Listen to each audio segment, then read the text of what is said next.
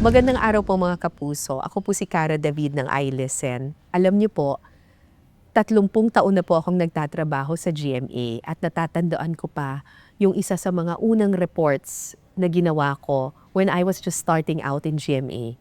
Isang malagim na trahedya ito, the Ozone Disco Tragedy, March 1996. Hindi ko makakalimutan yung araw na iyon nung nangyari yung Ozone Disco Tragedy. Kasi maraming mga kabataan ang nawalan ng kinabukasan. March 18, 1996, naganap ang isang trahedya sa Ozone Disco. Isang trahedyang kumitil sa buhay ng mahigit 160 katao. Pagkatapos ng 30 taon, kumusta na kaya yung mga kabataang nagsaya doon sa Ozone Disco noong panahong iyon? Kumusta na kaya ang kanilang buhay? Isa sa kanila, kasama ko ngayon, nananatiling matatag. Hello, Junie. Hello po. Thank you for joining us on iListen. Yes po, salamat din po at naimbitahan ako dito. Actually, ma'am, bago po ako pumunta rito, dumaan muna ako doon. Dumaan ka sa Ozone. So, siyempre, masakit para sa akin na makita ko yung ozone na iba na yung katayuan. Noong 1996, March, natatandaan ko yon kasi madaling araw yon nung tinawagan kami na merong nasusunog na isang disco malapit lang sa GMA. Yes. Kasi nasa Timog Avenue. Isang maliit na disco yun yung Ozone Disco.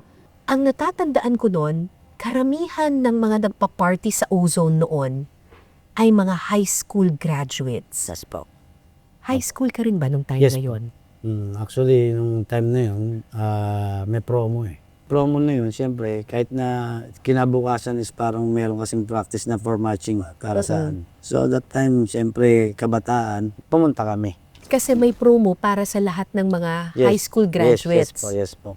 So ikaw, ilang taon ka nung time na yun? Almost, parang 16 to 17 years old po ako in that time. All the way from Paco, Santa Ana, Manila. Every week kasi, lagi kami nagpupunta talaga ron. Sa Ozone? Hindi Monday, Saturday, ganun po siya. That time, nagkayayaan kami ng pinsan ko.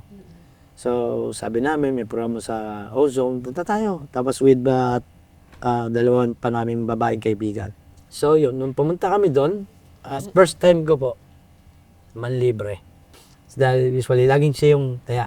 Pumunta kami ron, una pa lang, parang meron na akong nararamdaman. Na ano?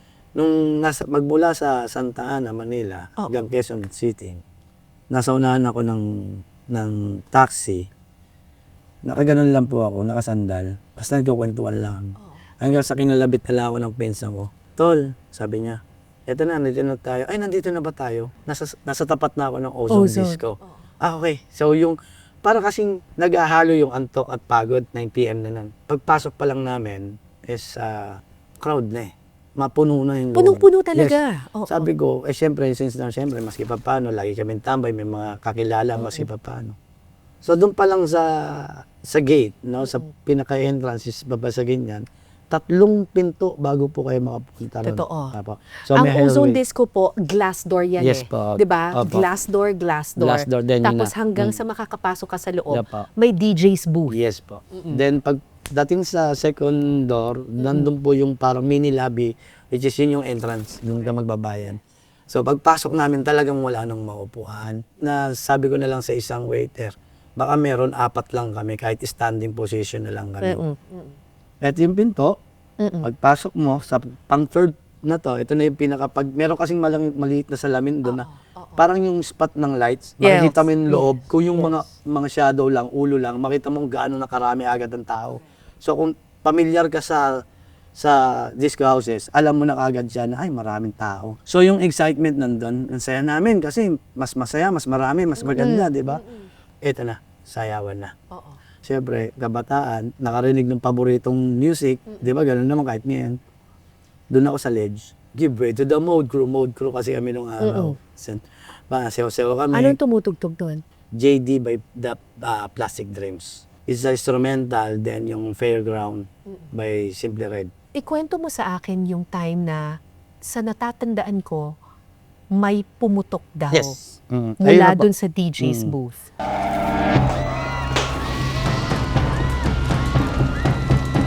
Ang bilis ng pangyayari, ang bilis ng oras doon kasi nga hindi mo dama dahil sa music. Dalawa kasi ang ledge. Isa rito sa entrance, kung saan ako nakaano, maliit lang yung ledge doon. Then, dance floor, lalakad ka rito. DJ booth, sa harapan ng DJ booth, merong ledge na maliit. Yes. Siguro parang kaya 5 tao na strike. Sakit ako doon. Habang sumasayaw kami, ito na. Bigla na lang may nag-spark talaga. Siguro sa iba, sabi nga nila, kala daw nila, di ba, props. Props, oo. So, since na, siyempre, tagarong kami, parang lagi kaming nandun, alam namin yung mga lights and sounds nila. Mm-mm. Ganun lang. Mm-mm. Kala ko, kahit ako kala ko yun nga yung parang sa scratching Yes, ba. yes. Then, nung paglingon kong ganyan, nakita ko talaga siya, yung parang miss-part lang, ang bilis. Bilang boom. Parang alam niyo, may posporo ka, ginanon mo yung gas, ganun.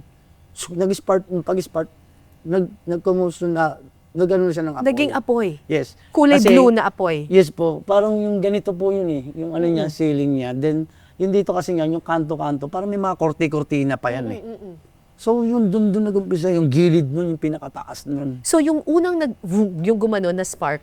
Yun na. Blue diretso flame daw yun Opo, gumanon yun, gumuhit na ganun. Oo. Pag-guhit mo, may mga parang maliliit Kortina. na debris dyan, dun. Lalong Dun kumalat. Tapos bumalik. Pagbalik nung pag-ganon lang siya So kami, kala ko noon, nung nag-spark pa lang, gumano na kagad yung tao sa dance floor. Oo. Kala namin tinitignan kami. Pag ganyan po namin, yun na, hindi kami nagdalawang isip na tumalon agad. Tumalon ka mula sa ledge. Sa ledge. Pag talon namin, tinignan muna namin. So kami, tinry pa po namin apulain yung. So nung time na yun, kaya natin ito, ganyan. Tapos yung fuse, ibaba na yung fuse, ibaba na. Parang ganun. Kaso kamakalat na siya. So nung time na yun, nagsigawan ba kaagad? Yes, hindi, May sumigaw ba ano ng po, meron sunog? kagad. Meron na ho kagad. So ang instinct Nagpanic ninyo, na lahat kasi, ma'am so Nagpanic ang na. instinct ninyo tumalon, Pag talon ko po sa ledge, ang instinct namin is Tumakbo, para pumasok. lumabas. Oo, lumabas. oo. Ang problema po sa door is Pabal- Opo, pahatak. Ang ano kasi sa ozone ay hindi siya Paswing na ganun. Paswing o kaya na gumaganon. Opo. at hindi siya palabas. Yes po. O, Paloob. papasok. Opo. Paloob. Opo.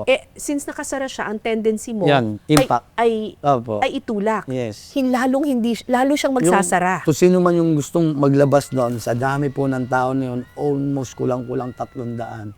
Nasabay-sabay kayo sa iisang pinto. Na tinutulak niyo yung Kahit pinto, 10 pero kayong tumutulak na buksan yun, hindi nyo kakayanin. Lalo na po, that time na yun na, alam niyo po ba yung example ko na lang po yung oven? Dahan-dahan umiinit. Ganun po yung pakiramdam namin sa loob. Na dahan-dahan siyang umiinit. Nagsisigawan na lang, wag kami mawalan ng pag-asa. May isang malakas na loob na nagsasalita ng ganun sa amin. Hanggang sa nawalan na po ng ilaw. Hanggang sa ang ilaw na lang namin yung yung apoy. Yung iyak, nandun, yung humingi ka, tawad, lahat, nandun na lahat. Papa, mama, tatawagin mo. Ganun yung mga nasa paligid namin. Noong time na lumalaki na yung apoy, kaya nung hindi na namin kayang apulain, umikot na, tapos nabubutas na po yung bubong. Tapos kaya pala malakas ang impact ng apoy kasi meron pala siyang building. Yes. So yung hangin nun, nag-curve na ganun yun. Yung hangin pumapasok. Para mo kami sinigahan ng kahoy na binubugahan mo ng hangin. Ganun po yung nangyari sa loob. Tapos hindi malapit sa CR, doon and daming namatay din doon sa kitchen na suffocate.